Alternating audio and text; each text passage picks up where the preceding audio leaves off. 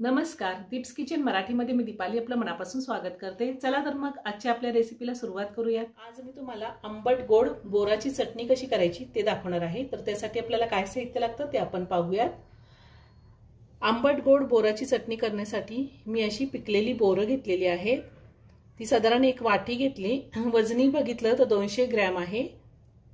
1 चमचा जिरे घेतलेले आहेत, अर्धा चमचा मोहरी, 2 चिमूट आपल्याला हिंग लागणार आहे, 1 चमचा लाल तिखट घेतले। हे बेडगी मिरची पावडर घेतलेली मी, यानी कलर छान येतो आणि तिखटाला कमी असते। तुम्ही रेग्युलर लाल तिखट सुद्धा वापरू शकता। 1 चमचा किसलेला गूळ घेतलाय, चवीनुसार मीठ लागणार आहे, थोडी कोथिंबीर आणि 4 लसणाच्या पाकळ्या घेतल्यात आणि आपल्याला फोडणीसाठी तेल लागणार आहे। सगळ्यात आधी आपण या बोराचं गर काढून घेऊया चाकूनी। आपल्याला बिया बाजूला करायच्या आणि ह्या पद्धतीने बोराचा गर काढून घ्यायचा आहे।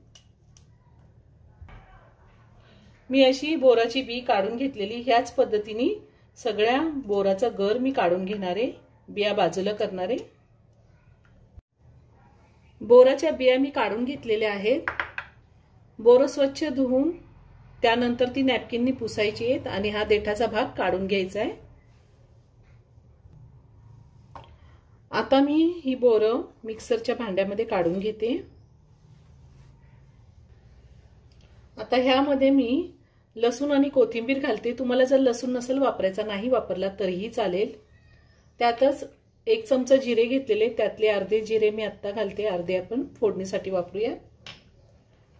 लाल तिखट घालायचंय आणि गूळ घालायचंय। बोरं किती गोड आहेत त्या अंदाजे आपण गूळ घालायचंय। गूळ किंवा साखर सुद्धा तुम्ही घालू शकता।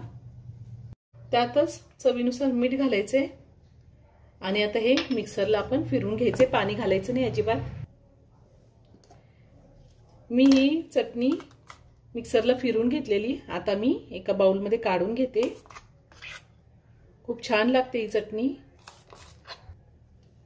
मी चटणी काढून घेतलेली एका बाउलमध्ये। आता आपण फोडणी घालूया। मी तेल गरम करून घेतले, 1 चमचा तेल घेतलेला आहे, त्यात मोहरी घालते, त्यातच जिरे घालायचे,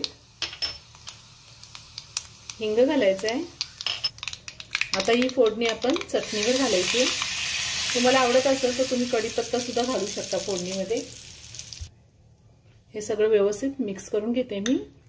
ही चटणी 7 ते 8 दिवस छान टिकते, अजिबात खराब होत नाही आणि खायला सुद्धा खूप छान लागते। तयार झाली आपली बोराची आंबट गोड चटणी, खूप छान लागते। तुम्ही एकदा नक्की करून पहा। व्हिडिओ जर आवडला तर व्हिडिओला लाईक आणि शेअर करायला विसरू नका। रेसिपी आवडली असेल तर कमेंट करून नक्की कळवा। पुन्हा भेटूया अशाच एका छानशा साध्या आणि सोप्या रेसिपी बरोबर। धन्यवाद।